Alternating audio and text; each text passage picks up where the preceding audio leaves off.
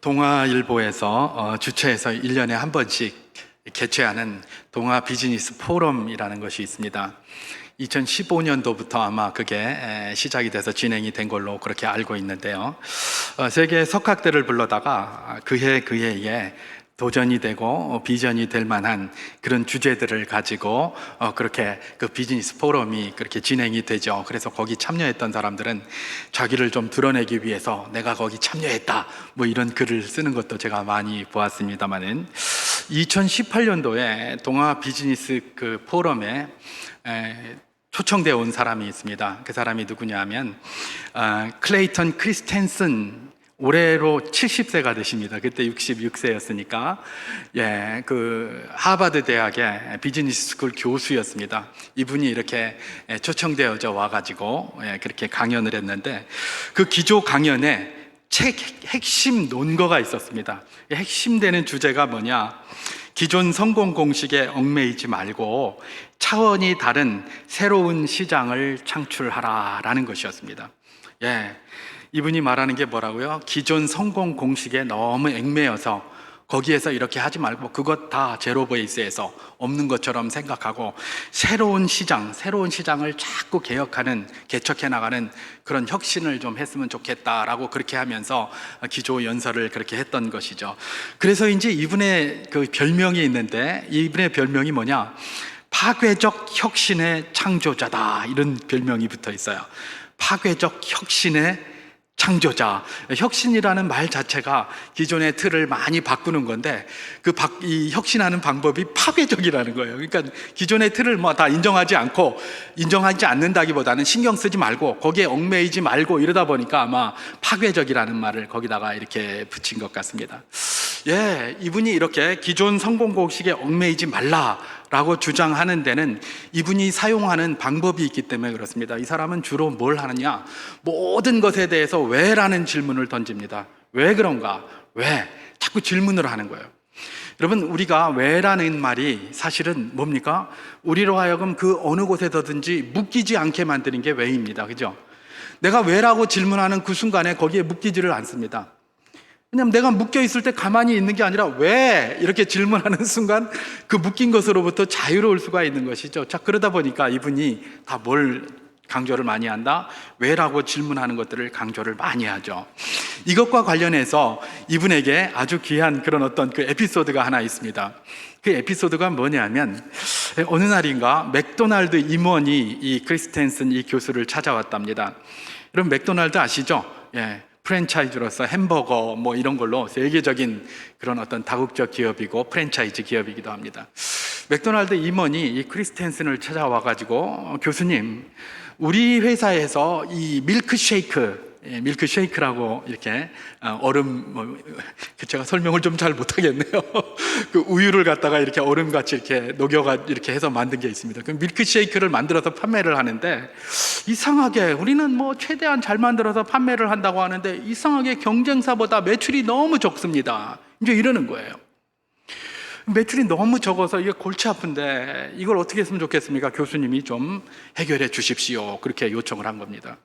여러분, 크리스텐슨이 하버드 비즈니스 스쿨 교수라고 그랬습니다. 하버드 비즈니스 스쿨이면 세계 최고 아닙니까? 그죠?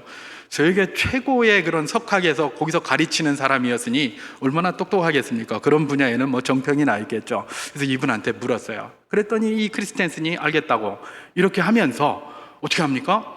그 다음 날부터 맥도날드 매장에, 여기저기 흩어져 있는 맥도날드 매장에, 오늘은 이 매장에, 내일은 저 매장에 이렇게 가서 앉아 있는 겁니다. 앉아서 그냥 커피만 마시면서 이렇게 사람들이 이렇게 뭘 하는지 이렇게 들여다보고 있는 거예요.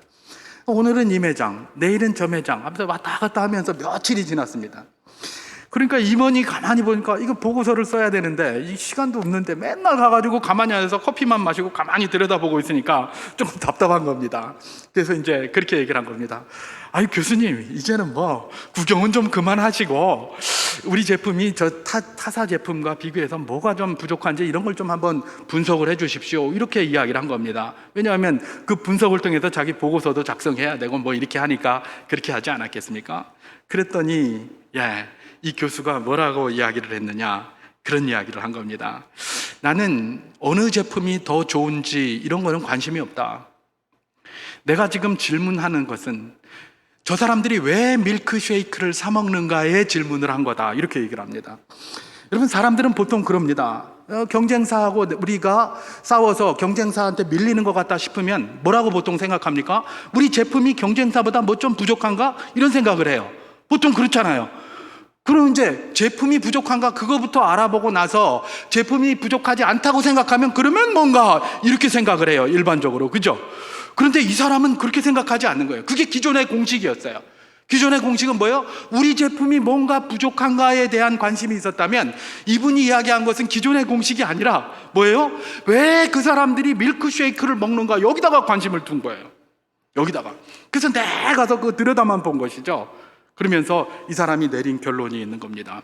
왜 그 사람들이 밀크쉐이크를 먹을까 알고 봤더니 와서 밀크쉐이크만 하나 달랑 사가는데 왜 그러느냐 봤더니 그게 밀크쉐이크가 뭐 맛이 있어서도 아니고 뭐가 있어서도 아니고 그냥 출근을 해야 되는데 출근길이 너무 먼 겁니다. 회사원들이. 너무 머니까 지루하니까 밀크쉐이크 하나 사가지고 그거 입에다 넣고, 우리 왜 요즘 젊은이들 보면, 회사원들 보면 커피 한 잔씩 늘 들고 다니는 거 비슷한 거예요. 그래서 이러고 다니는 사람이 대부분이에요. 그러니까 와가지고 뭐 합니까? 밀크쉐이크 하나 사가지고 이렇게 들고 나가는 겁니다. 그런데 맥도날드가 어떤 매장입니까? 세계적인 햄버거 프랜차이즈잖아요. 자, 그러다 보니까 햄버거는 인기가 있으니까 햄버거 먹을 사람이 줄 서 있지 않겠습니까? 줄 서 있는데 거기서 밀크쉐이크 한 잔 사러 들어와가지고 줄만 쭉 서 있으니까 거기서 안 사겠죠? 당연한 것 아닙니까? 그래서 그걸 딱 본 겁니다. 그러면서 이 사람이 뭘 주장을 한 겁니까? 드라이브 스루 제도를 주장한 겁니다. 와서 그냥 바로 차 끌고 와가지고 하나 사갈 수 있게 하거나, 차를 안 끌고 온 사람들에게 필요한 자판기를 그 매장에다가 하나 설치해라, 이렇게 한 거예요. 그랬더니 그때부터 뭐예요? 밀크쉐이크의 매출이 몇 배나 뛰었다. 가격도 그대로고 제품 그 질도 변한 게 없어요. 그거 그대로 팔아요. 그런데 그 사람들이 구매할 수 있는 방식의 그런 변화를 가져왔더니, 손쉽게 구매할 수 있게 했더니 매출이 몇 배나 뛰었다라는 바로 그런 것입니다. 기존의 공식은 뭐였습니까? 우리 제품이 더 좋은가 안 좋은가, 여기에 굉장히 관심이 많았는데 이 사람은 거기다가 질문을 던진 겁니다. 부디 왜 우리가 모든 것들을 알아볼 때 우리 제품의 좋고 나쁨에만 관심을 두어야 하는가? 좀 다른 데 주면 안 되는가? 이렇게 하다가 뭘 한 겁니까? 그 사람들이 왜 밀크쉐이크를 사 먹는가, 이거에 본 겁니다. 사실 뭐 밀크쉐이크 그거 뭐 어떻게 해나 되겠습니까? 근데 여기 사람이 많아서 길을 끌고 그러니까 쉬운 데 가서 그렇게 산 것 아니겠습니까? 여러분, 이 사람이 이야기하는 이 왜라는 질문 말입니다. 우리는 이 사람의 예를 들지 않더라도 왜라는 질문의 중요성을 너무나 잘 알고 있습니다. 항상 왜라는 질문을 하는 그런 사람들, 또 그런 조직들, 그런 나라들이 성장해 왔던 것이 역사가 보여줍니다. 한때 이 왜라는 질문과 관련해서 유대인의 교육에 대한 연구가 참 많이 됐습니다. 여러분, 유대인 교육 연구가 왜 된 겁니까? 유대인이 세계에서 제일 똑똑하다고 알려져 있잖아요. 아니, 도대체 유대인들은 머리에 금태 둘렀나? 왜 세계에서 제일 똑똑할까? 그렇잖아요. 유대인이 우리보다 뇌가 더 큰 것도 아니고, 제가 뇌 크기로 하면 제가 제일 크겠죠. 유대인보다 훨씬 더 크잖아요. 일단 크니까, 그죠? 그것도 아닌데, 그 사람들이 왜 저렇게 머리가 좋은가? 왜 최고의 석학들은 다 유대인 출신들인가? 게다가 유대인이 수천 년간 그렇게 외국의 박해를 받고 그렇게 침략을 받았는데, 유대인들은 도대체 어떻게 된 게 각 나라에 흩어져서 그 나라의 고위층이나 석학들은 다 유대인들이 차지하고 있고 경제인들은 다 유대인들이 차지하고 있단 말인가? 미국만 해도 이 몇 년 전에 연준 의장이 벤 버냉키잖아요. 그죠? 벤 버냉키. 벤 이런 거 있으면 다 유대인입니다. 이게 벤. 그죠? 어떻게 그렇게 돼 있는가? 그런 것에 관심을 가진 거예요. 그래가지고 그때 유대인의 교육에 대해서 많은 연구를 했었습니다. 저도 그래서 그런 것들 이렇게 들여다보다가 제 머릿속에 지금도 기억에 남는 게 있습니다. 왜냐하면 그건 제가 실수를 많이 하는 것 중에 하나였기 때문에 그렇습니다. 그 중에 한 가지 정말 제 머릿속에 남아있는 게 이런 겁니다. 유대인들은 교육을 어떻게 하느냐 그랬더니, 유대인은 아이들이 학교 갔다가 오면 부모님들이 그렇게 질문한다고 그래요. 우리는 이렇게 하죠. 저는 그렇게 해요. 우리는이 아니라 저는 뭘 했냐면, 이전에 그랬어요. 늘 학교 갔다 오면, 야, 오늘 학교 가서 뭐 배웠어? 그렇게 질문하잖아요. 아마 여러분도 그렇게 많이 할걸요? 대부분 그래요. 아이들이 이제 초등학생들이 학교 갔다 오면, 학교 가서 뭐 배웠어? 이렇게 질문해요. 뭐 배웠어? 질문하는 거죠. 그럼 그건 뭐에다가 초점을 두고 있는 겁니까? 그가 배운 거에 초점을 두고 있어요. 그가 배운 거에 초점을 두고 있다면, 선생님이 가르친 그것 배운 거에 초점을 두고 있다면 굉장히 수동적입니다. 나야 뭐 별로 상관없어요. 선생님이 얘기한 것 중에서 기억나는 게 있으면 그거 대답하면 되는 거예요. 근데 유대인들은 그렇게 하지 않는다고 그러죠. 유대인은 뭐를 한다고 합니까? 너 선생님한테 뭘 질문했어? 이걸 묻는다고 그래요. 그들은 뭘 배웠는지 그게 중요하지 않아요. 배운 것이 중요하지 않아요. 네가 가지고 있는 그 의문 사항에 대해서 어떤 문제 해결 방식을 선택했냐, 적극성을 요구하는 거죠. 우리가 배운 것에 관심을 갖는 것과 내가 질문한 것에 관심을 갖는 것은 굉장히 다릅니다. 여러분, 우리나라도 교육에 있어서 뭘 자꾸 이야기를 합니까? 자꾸 질문하게 합니다. 자꾸 질문하라고 그래요. 이건 뭐 교육학에서 기본입니다. 질문하는 것. 질문을 해야 배워진 게 잊혀지지 않고요. 질문을 해야 문제 해결의 방식이 있고요. 질문을 한다는 것은 그만큼 세상의 모든 것들을 그냥 바라보는 것이 아니라 어떤 문제의식을 가지고 바라본다는 겁니다. 그래서 교육에서는 항상 질문을 하게 하는 것이죠. 근데 사실 질문 잘 안 하죠. 왜냐하면 그건 학교에서만 할 수 있는 게 아니에요. 집에서도 늘 그러거든요. 너 오늘 뭐 배웠어? 맨날 이걸 하니까 내가 뭘 질문했는지는 관심이 없어요. 뭘 배운지만 관심이 있는 거지. 내가 질문하면 선생님이 맨날 떠들면 언제 내가 그걸 듣겠습니까? 그죠? 그러니까 우리가 이런 것들을 보면서 배워야 할 것은 학교에서만 그렇게 하는 것이 아니라 집에서도 이런 실천을 해야 되는 거겠죠. 뭘 배웠냐라는 것보다는 뭘 질문했냐. 자꾸 세상을 바라볼 때 그냥 바라보지 말고 어떤 사건에 대해서 질문, 왜 문제의식을 가지고 질문해서 그 문제를 해결하는 방식들을 그걸 배우게 만들었던 것이 뭐예요? 유대인들이었다는 겁니다. 그래서 그 극심한 2500년이나 되는 외국계 그런 압박과 그 나라 없는 서름 속에서도 그들이 그렇게 존속해 왔고, 자기들이 있었던 그 나라에서는 가장 밑자리까지 올라가서 그렇게 세계를 쥐락펴락하고 있는 것이 바로 유대인이었다. 바로 그런 이야기를 하는 것입니다. 그렇습니다. 교육에 있어서 왜라는 질문 굉장히 중요합니다. 그 사람을 능동적으로 만들고 거기에 관심을 갖게 만들고 그리함으로 문제 해결 능력을 세워줄 뿐만 아니라 그 관심을 가졌던 그것이 계속 기억에 남게 만드는 아주 중요한 역할을 하는 것이 뭐다? 왜라는 질문이라는 것입니다. 여러분, 이 왜라는 질문은 교육에서만 중요한 게 아니죠. 신앙에서도 여전히 마찬가지입니다. 신앙생활에 있어서도 이 왜는 굉장히 중요합니다. 왜? 신앙에 있어서 우리가 가끔 그런 소리를 참 많이 들어요. 신앙생활에 있어서 어떤 왜라는 질문을 하면 사람들이 좀 어떻게 생각합니까? 좀 불경하게 생각을 하거나, 그죠? 아니면 뭐예요? 좀 믿음이 없게 느껴지게 하거나 뭐 이래요. 느낌 자체가 싸해요. 그러니까 신앙생활에 있어서는 이게 질문이 굉장히 많은데도 묻지를 못해요. 그냥 괜히 이거 물으면 이거 불경한 거 아닌가? 이러고 이거 물으면 저 사람이 또 나보고 믿음 없다고 생각하겠지? 이렇게 하는 거예요. 그리고 또 그렇게 하니까, 그러다 보니까 신앙적인 질문을 우리 청소년들이 한다거나 어린이들이 하면 그건 믿는 거야. 그거 믿는 거야. 무조건 믿어. 닥치고 믿어. 막 그러고 마는 거예요. 그게 일반적으로 많이 통용되고 있는 것이죠. 과연 그럴까요? 많은 종교들은 그렇게 합니다. 닥치고 믿어. 그렇게 얘기를 합니다. 근데 성경은 절대로 닥치고 믿어라고 하지 않습니다. 성경은 절대로 닥치고 믿으라고 하지 않는다는 사실을 우리는 기억해야 되는 것입니다. 여러분, 성경은 우리에게 그런 이야기를 합니다. 물론 믿음을 가질 때의 믿음의 대전제, 기본은 우리가 닥치고 믿어야 됩니다. 예를 들면 하나님께서 세상을 창조하시고 섭리로 운행하고 계신다. 그 사실은 믿어야 돼요. 그건 증거할 수도 없잖아요. 그죠? 그 사실은 닥치고 믿어야 돼요. 그러면 이거는 우리 기독교만 그러냐? 그게 아니에요. 여러분, 과학도 마찬가지예요. 과학이 어디서부터 출발합니까? 1 더하기 1은 2다. 여기서부터 출발하는 거예요. 1 더하기 1은 2다라는 것에서 출발해서 수학이 나오고, 수학에서 과학이 나오고 이러는 거예요. 그런 전제가 없으면 과학도 없고 수학도 없고 아무것도 없어요. 그렇지 않습니까? 과학도 그래요. 그래서 소위 법칙이라는 것이 있는 거예요. 그 법칙은 말이 필요 없이 그냥 믿어야 되고, 말이 필요 없이 그냥 받아야 되는 거예요.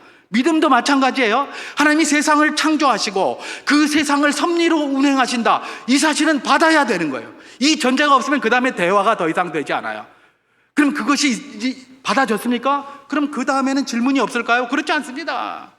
신앙의 삶이라는 것은 굉장히 복잡합니다. 삶 자체가 복잡하잖아요. 그죠? 그러다 보니까 수많은 질문거리들이 나옵니다. 그 질문거리들이 나올 때 우리가 모두 야 그냥 무조건 믿어 이게 통한다고요? 그렇지 않습니다. 다른 종교들은 그렇습니다. 그냥 뭐 불경하구나 어디 감히 이래요. 근데 우리 주님은 그렇게 하지 않아요. 성경은 절대로 그렇게 하지 않아요. 성경은 뭡니까? 성경 다 뒤져보세요. 다 뒤져봐도 우리 주님께서는 뭐라고 이야기를 하십니까? 닥치고 믿어라 이런 소리 안 해요. 다 질문을 하면 그 질문에 답을 주세요. 그리고 그를 이해시키시고 그를 설득하시고 그렇게 해서 이해를 시키세요. 우리 주님이 계산하는 거 보통 그러잖아요. 믿음은 계산하지 않는 거다. 무슨 소리예요? 믿음이 왜 계산하는 게 아닙니까? 믿음 철저히 계산하는 겁니다, 여러분.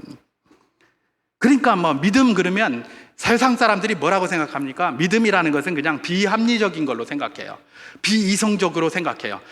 심지어 교회 다니는 사람들도 그렇게 생각해요. 뭐라 그러면 그건 믿음이 그 믿어야지 뭐 이러고 만단 말이에요. 그럴까요? 절대로 그렇지 않습니다. 우리 주님은 철저하게 계산하라고 그랬어요. 실제로 제자가 되는 것조차 철저하게 계산하라고 제가 저번에도 한번 말씀드렸죠. 누가복음 14장에 보세요. 거기 보면 망대를 세울 때에 너희가 계산해 보지 않겠느냐? 임금이 전쟁을 나갈 때에 10,000명 데리고 나가면서 20,000명과 대절을 해야 되는데 계산해 보지 않겠느냐? 여전히 마찬가지다. 네가 내 제자가 되려면 너의 모든 것들을 부인하고 십자가를 지고 나를 따라와야 되는데 계산해 보라 이런 얘기예요. 계산해서 나를 따라오는 게 유익하면 따라오고 그렇지 않으면 따라오지 말라 이런 얘기입니다. 여러분 주님께서 그런 얘기를 하실 때는 나를 따라오는 게 유익하다는 확신이 있으니까 그런 말 하는 거 아니겠습니까? 그런 확신도 없이 그런 말을 하시겠어요? 네 거 다 포기하고 네 자신을 부인하고 네 십자가를 지고 쫓아라 이런 말 하는데 계산도 안 해보고 그렇게 하라 그렇게 하지 않았어요. 다 계산해 보라는 거예요. 계산해 보라는.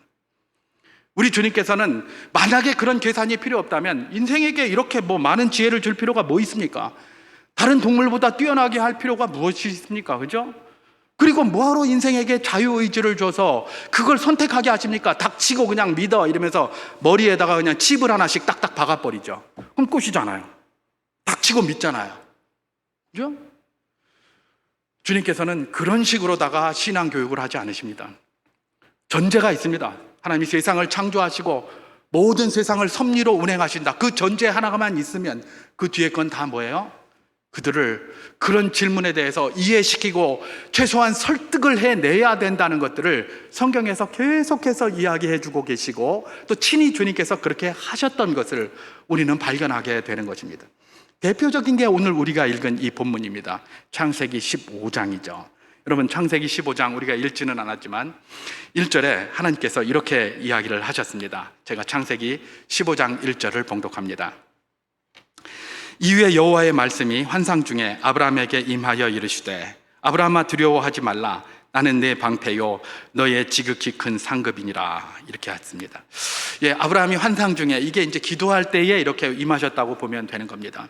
아브라함이 무슨 기도를 했어요? 성경에 나오지는 않지만 요 행간을 갖다가 읽어보면 아브라함이 지금 하나님 앞에 기도하고 있는 거예요. 뭔가 자기 안전에 대한 두려움, 그 다음에 자기 후사에 대한 두려움이 있었어요. 그걸 가지고 기도했다. 제가 지난 주간에 말씀을 드렸습니다.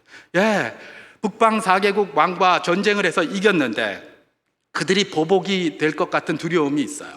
또 소돔왕 베라를 그렇게 면전에서 무시를 했으니 저랬다가 또 보복당하는 거 아닐까라는 용기가 출중해서 그렇게 할 때는 했는데 집에 돌아와서 가만히 있고 나니까 그런 게 생각이 나는 거예요. 그죠?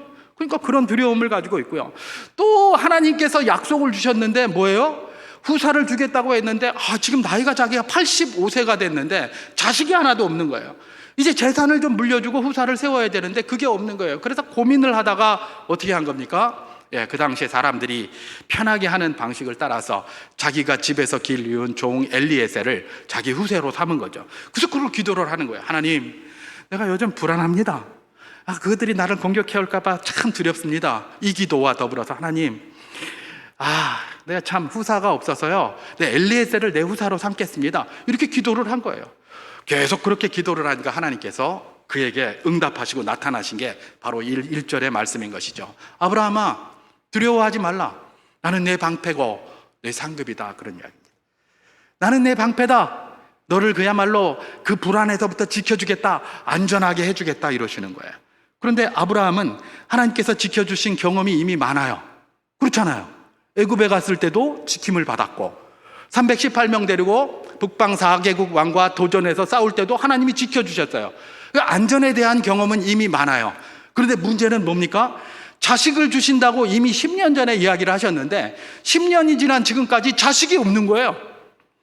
그때 10년 전에 자기가 75세고 자기 아내가 65세일 때도 그때도 막 긴가민가 했는데 그때 준다고 할 때 그런가 보다 했는데 지금은 자기는 85세고 자기 아내는 75세예요. 그때보다 더 소망이 없어졌어요. 이제는 아주 소망이 없어요. 그런데 거기다가 상급이다 그러면서 하니까 아브라함이 그걸 딱 들으면 어떻게 되겠습니까? 뭐 말이 되는 소리를 해야지 이런 생각이 들지 않겠습니까? 그래서 아브라함이 이 반응으로 보인 것이 우리가 읽지는 않았지만 창세기 15장 2절과 3절입니다. 제가 봉독해 보도록 하겠습니다. 아브라함이 이르되 주 여호와여 무엇을 내게 주시려 하나이까? 나는 자식이 없사오니 나의 상속자는 이 다메섹 사람 엘리에셀이니이다.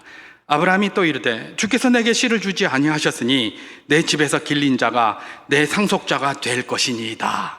아예 결정을 하고 지금 하나님 앞에 얘기를 하는데 뭐예요?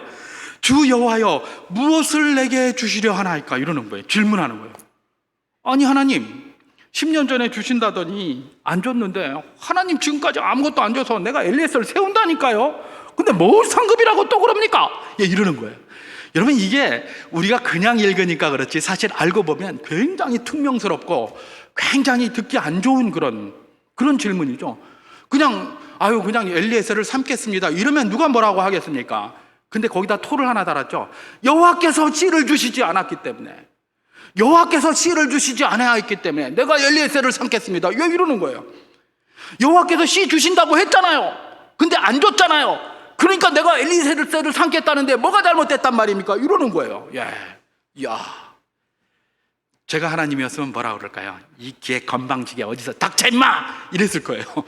근데 하나님 그런 말씀 안 하세요. 그죠? 닥쳐라 이놈 그런 소리 안 해요. 이런 건방진 말을 하면서 질문하면서 왜 하면서 질문하고 있는 이 아브라함의 손을 이끌고 나가서 하늘에 있는 무별을 바라보라. 내 자손이 이처럼 되게 하겠다 하면서 그를 설득하시는 거예요. 닥치고 믿어라 그런 소리 안 하셨어요. 설득하셨어요. 하나님의 이 설득에 아브라함이 설득당했어요. 그래서 물론 부족하지만 뒷부분에 나중에 나오겠습니다만은 부족하지만은 그래도 하나님이 설득하시는 것에 설득당했어요. 아브라함이. 그래서 아브라함이 이를 믿으니 여호와께서 이를 그의 의로 여기시고 이렇게 하면서 창세기 15장 6절이 그렇게 맞춰지는 것이죠.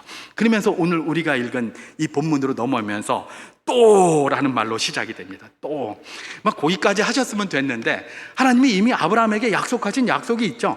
그게 뭡니까? 내가 너를 복의 통로로 세우겠다라고 하면서 너의 자손을 하늘의 별과 같이 땅의 모래와 같이 많게 하시고 또 내가 너에게 지시할 땅을 주시겠다 그랬어요. 그죠? 자손의 약속과 땅의 약속을 했기 때문에 자손에 대해서는 재확인시키면서 그를 설득시키셨으니 이제 또 땅에 대해서도 설득을 시켜야 될 것 아닙니까? 그래서 또 이르신 거예요. 또 이르셨는데 뭐라고 이르셨습니까? 7절을 제가 봉독하겠습니다. 또 그에게 이르시되 나는 이 땅을 내게 주어 소유를 삼게 하려고 너를 갈대아인의 우르에서 이끌어낸 여호와니라. 그렇게 얘기를 합니다. 이 땅을 내게 주어 소유를 삼게 하려고 너를 갈대아인의 땅 우르에서 이끌어낸 여호와다. 땅 주어서 내 소유로 삼겠다. 그렇게 얘기하신 거예요. 이 얘기를 하셨더니 아브라함이 뭐라고 얘기를 합니까? 8절에서 제가 봉독합니다. 주 여호와여 내가 이 땅을 소유로 받을 것을 무엇으로 알리이까? 또 질문을 합니다. 땅 주겠다고 했는데 이미 앞에 약속 10년 전에 약속을 했는데 지금까지 하나도 이루어진 거 없어요.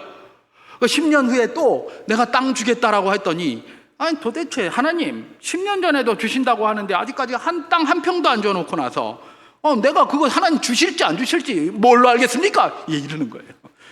여러분 이 아브라함의 이 질문은 그야말로 굉장히 당돌한 질문입니다. 굉장히 당돌한 질문.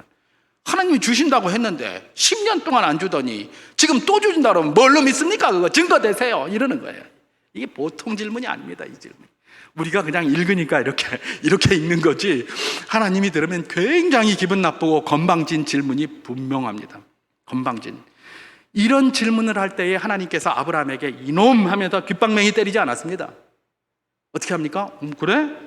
아브라함아, 네가 그렇게 해도 못 믿겠냐? 못 믿겠으면 그래, 내가 너 믿게 내 보증서 하나 써줄게 라고 하면서, 그때 하나님이 뭘 하는 겁니까? 그 당시에 일반적으로 그 사람들이 진행하던 종주권 언약이라는 것들을 중심으로 해서 소위 우리가 알고 있는 횃불 언약을 체결하시는 것입니다. 내가 너에게 땅을 주는데 확실히 약속할게 이러면서, 만약에 내가 약속 지키지 않으면 야말로 이 고기처럼 쪼개질게 이러면서 그렇게 약속을 주신 거예요. 그럼 아브라함은 왜 이런 질문을 했는가? 아브라함 갈대아 우르 출신입니다. 갈대아 우르는 큰 제국이었습니다. 큰 나라였어요. 그럼 제가 큰 나라인 것을 강조하는 이유가 뭐냐면, 갈대아 우르만 해도 땅이나 이런 것들을 사고 팔 수가 있었어요. 무역이 가능했어요. 큰 나라는 그래요. 큰 나라는 여러 나라를 복속하고 있었기 때문에, 또 교역이 있었기 때문에 땅도 사고 팔고가 자연스러워요. 그런데 가나안은 그런 데가 아니에요. 이거는 부족들의 나라잖아요. 부족들의 나라는 땅 팔면 그 부족들은 어디를 갑니까? 갈 데가 없어요. 이전에 농사 짓는 분들이 땅이 그냥 자기 전체였잖아요. 그죠?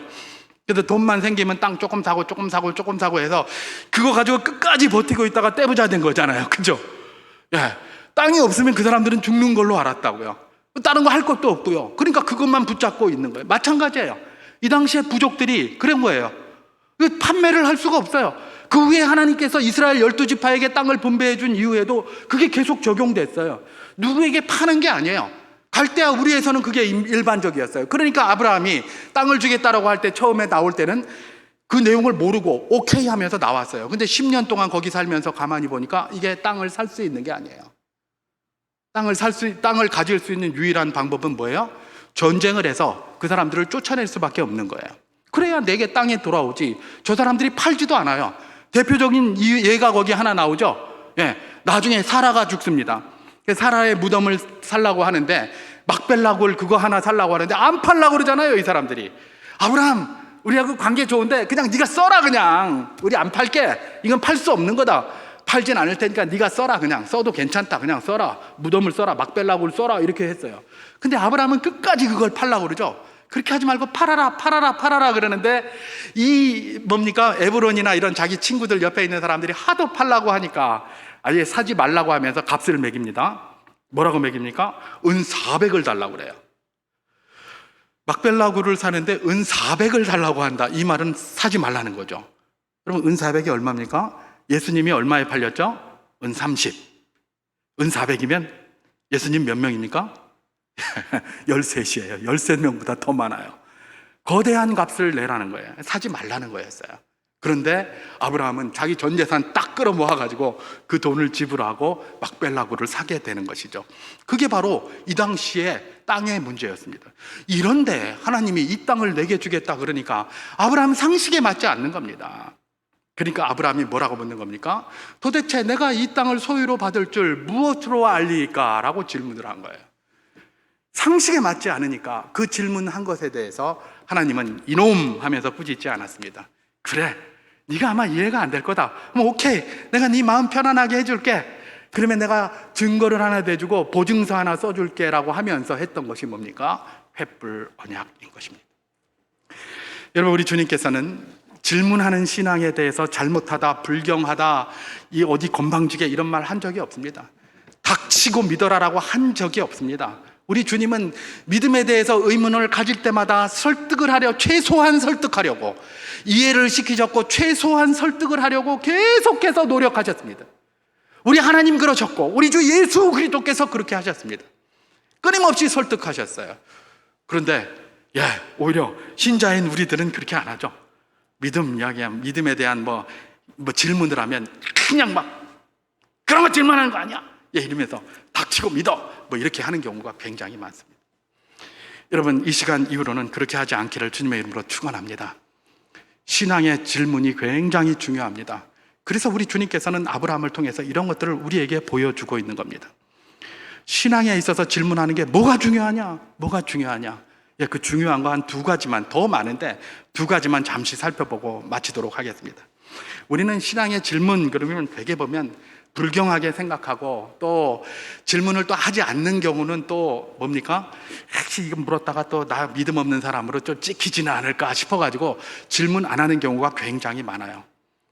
그런 거는 뭐 그런 대로 좀 이해가 좀 돼요. 그런데 말입니다, 신앙의 질문을 안 하는 많은 이유가 있습니다. 뭐 그런 거라면 그래도 조금 이해를 하겠는데, 불경하게 느껴져서 또 다른 사람들이 믿음 없다고 이야기할까 봐 질문 안 한다고 하면 그래도 조금 괜찮을지 모르겠는데, 신앙의 질문을 하지 않는다는 아주 중요하고도 핵심적이고도 그야말로 문제가 심각한 것이 있나니 관심이 없어서 그래요. 관심이 없어서. 여러분, 신앙적인 질문을 한다는 것은 그가 관심이 있다는 겁니다. 그 문제에 대해서 관심이 있다는 거예요. 관심 없으면 질문 안 합니다, 여러분. 관심 없으면 뭘 질문하겠습니까? 아까 유대인의 교육에서도 이야기를 했습니다만은, 질문한다는 것은 뭡니까? 거기에 대한 문제의식이 있다는 겁니다. 문제의식이 있다는 것은 뭡니까? 관심이 있다는 거예요. 그래서 그거 한번 해결이 됐습니까? 잊혀지질 않아요. 잊혀지질 않아요. 그래서 질문이 중요한 겁니다. 우리는 신앙적 질문을 불경하다고 생각할 수도 있고 믿음 없는 것을 보여주는 것이라 생각할 수도 있지만은, 그런 부정적인 것보다는 오히려 신앙 질문을 한다는 것을 저 사람이 정말 신앙에 관심이 있구나라고 보시기를 바랍니다. 특별히 우리 다음 세대들, 때로는 이해도 안 되는 이상한 질문 같은 거를 합니다. 우리 기성 믿음의 사람들이 볼 때에, 아니 저런 거를 질문해? 우리한테는 그렇게 생각해도 그 사람들한테는 굉장히 심각한 질문입니다. 우리한테는 이해가 돼도 그들에게는 이해가 안 돼요. 그런 게 많이 있잖아요. 어른은 이해가 돼도 자식들은 이해를 못하는 경우가 많고, 나이가 어리면 이해를 못하는 게 굉장히 많아요. 그래서 어른이 설명을 해도 잘 못 알아듣는 것도 굉장히 많아요. 그거 잘 알아들었으면 이 세상이 이렇게 이상해지겠습니까? 그죠? 실수 없는 아름다운 세상으로 가겠죠. 잘 못 알아듣는다는 말이에요. 그래서 그런 질문하는 거를 당연하게 받아야 돼요. 그래서 오히려 긍정적으로 받아야 돼요. 제가 조금 비틀어가지고 부정적으로 질문을 한다고 할지라도 여기에 제가 관심이 있구나. 하나님 감사합니다.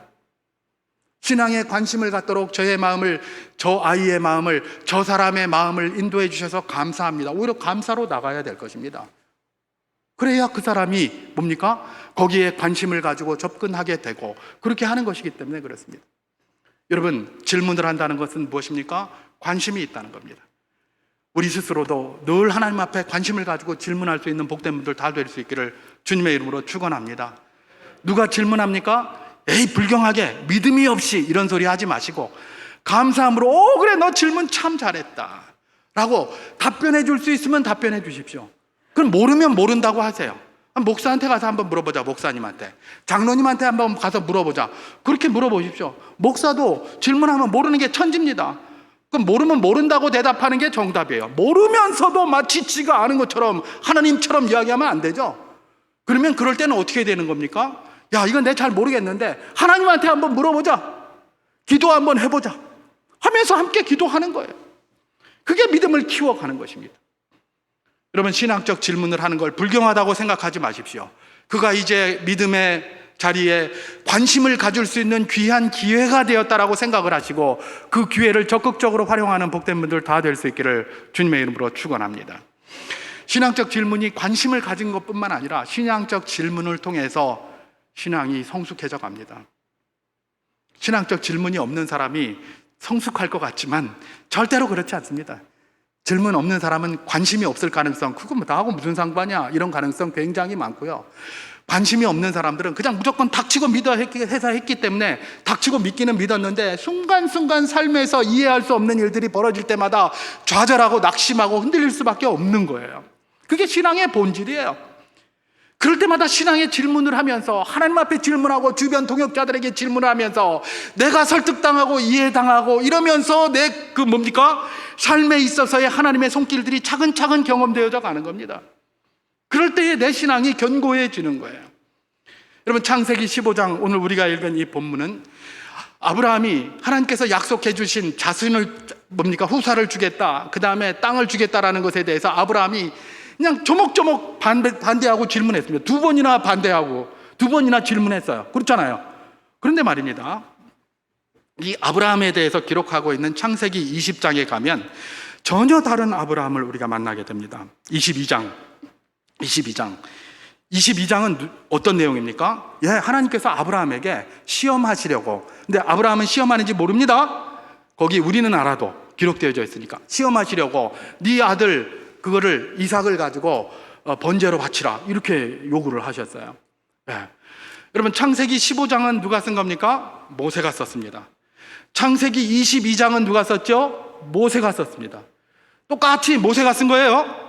근데 창세기 15장에서는 하나님의 이야기하는 것마다 이 아브라함이 뭐예요? 왜요? 질문했어요. 근데 창세기 22장에 가면 하나님의 이야기에 대해서 이 아브라함이 왜요라고 질문한 내용이 없어요. 여러분, 여기에는 모세의 의도가 있어요. 하나님이 특별히 모세에게 주신 은혜에 대한 의도가 있는 거예요. 15장에서는 왜요 했는데 22장에 가서는 왜요가 없어요. 거기는 더 왜요가 나올 만하잖아요. 저도 가끔 설교할 때 옛날에 그렇게 했었어요. 하나님께서 눈에 넣어도 아깝지 않은 독자 이삭을 번제로 바치려고 했을 때 아브라함이 얼마나 괴로웠겠습니까? 아브라함이 얼마나 스트레스를 받았겠습니까? 아마 잠도 안 왔을 겁니다. 이런 설교 많이 했어요. 여러분들 그런 설교 많이 들으셨죠? 저한테도 저 그런 설교 여기 우리 수정교회에서는 했나 모르겠어요. 어쨌든 그런 설교 많이 들었어요. 아브라함이 굉장히 고민했을 것이다. 우리는 상식적으로 그렇게 생각이 돼요. 그런데 창세기 22장을 한번 여러분 댁에 가셔서 또 읽어보세요. 그런 말이 한마디도 안 나와요. 왜 창세기 15장에서는 왜요 두 번이나 얘기했는데 22장에서 그 이해할 수 없는 이야기에 대해서는 왜 아브라함이 왜요라는 말을 한 번도 안 했을까? 그 이유를 우리 사도 바울이 이야기해 주고 있죠. 그래서 사실은 이걸 제대로 알았으면 저도 설교할 때 그렇게 안 했을 텐데 이걸 제대로 연결을 못 시키니까 그런 설교를 하게 되는 것이요. 사도 바울이 로마서 4장 17절에서 뭐라고 이야기를 했습니까? 제가 봉독하겠습니다.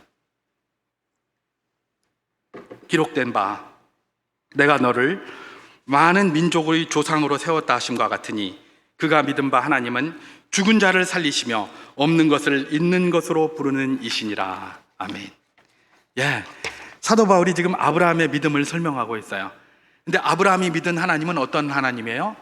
죽은 자를 살리시며 없는 것을 있는 것처럼 부르시는 하나님이에요. 그렇게 믿었어요. 원래는 그렇게 안 믿었어요. 원래는 뭐라고 하면 왜요? 없는 자식 준다고 했더니 그거 어떻게 믿겠어요? 엘리에셀이나 삼겠어요? 땅 주겠다고 그랬더니 그걸 어떻게 믿어요? 증거 대세요. 이랬던 거예요. 왜냐하면 자기한테 없는 거거든요.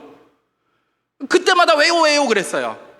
그런데 나중에 창세기에서 이 22장에 가서는 아들을 갖다가 번제로 바치지 않은데도 왜요라고 하지 않아요. 왜요?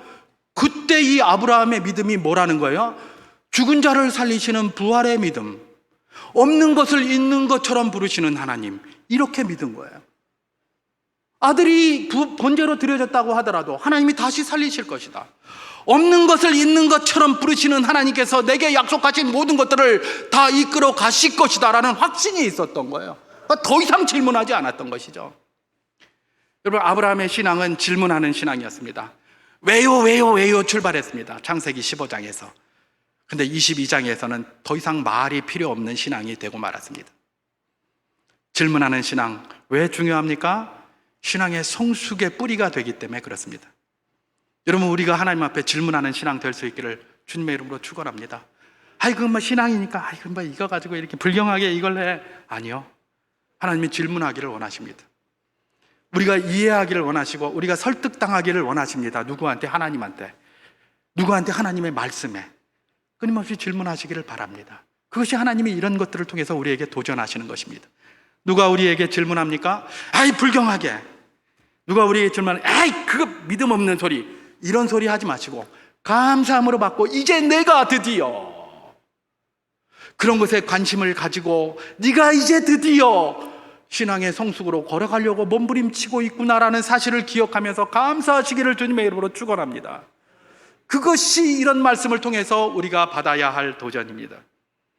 우리 수정교회 모든 성도 여러분, 서로가 이렇게 믿음을 견고케 하고 서로가 이렇게 질문하고 질문을 주고받는 가운데 견고한 믿음 속에서 하나님 영광 돌리는 복된 분들 다 될 수 있기를 주님의 이름으로 축원합니다.